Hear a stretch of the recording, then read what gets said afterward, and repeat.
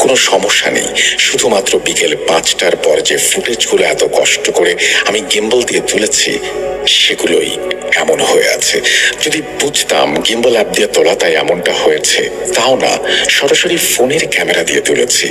ভাইকে বললাম, তাহলে তোর ফোনের গ্যালারিতে যা তো, শুধু কি আমার ফোনেই এই সমস্যা হয়েছে নাকি তোর ফোনেও একই অবস্থা?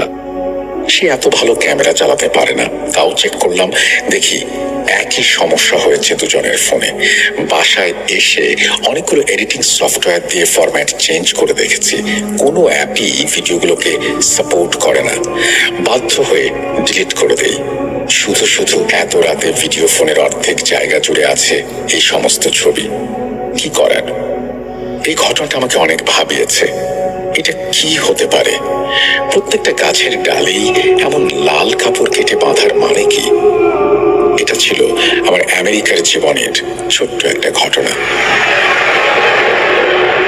ঘটনা 2, 2022-এ পুরো ফ্যামিলি নিয়ে আমি 7 বছর পর দেশে যাই, বিয়ে করি।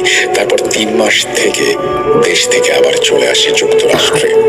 তারপর 2023-এ আবার যাই, তখন শুধু বাবা সাথে ছিলেন।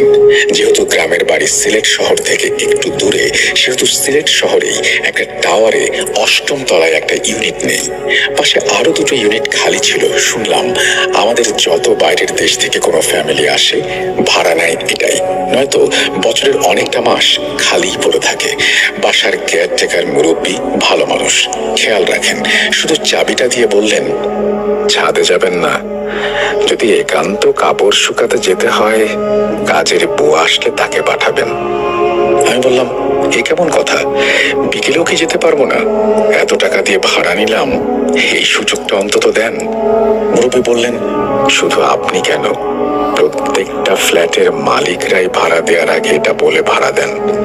আপনারা বাইরের মানুষ, অনেক কিছুই বুঝবেন না, ভালোর জন্য বললাম আর কি। ভাবলাম এনাকে বলে লাভ নেই, মালিককে আমি বলবো এবং ছাদে যাব। মালিককে ফোন করলাম, ভাই ছাদে কি যেতে পারবো? ছাদে যাওয়ার নিয়ম নেই, তবে হ্যাঁ কাপড় শুকাতে যেতে পারবেন। বিকেলের পর ছাদে তালা দেয়া থাকে। ছাদের দরজার পাশে একটা ছোট রুম দেখলাম, মনে হয় অনেক বছর খোলাই হয়নি। তারপর যখন বুয়া এলেন কাপড় শুকাতে দিতে যাবেন, বুয়াকে জিজ্ঞেস করলাম, আচ্ছা এই ছাদের চাবিটা কই রাখেন আপনারা? বুয়া বললেন, চাবি তো ছাদের দরজার কার্পেটের নিচে রাখা থাকে। শুনে অনেক খুশি হলাম, বুয়াকে বকশিশও দিলাম। যাক, এবার ছাদে যাব বিকেলে। বউকে নিয়ে ছাদ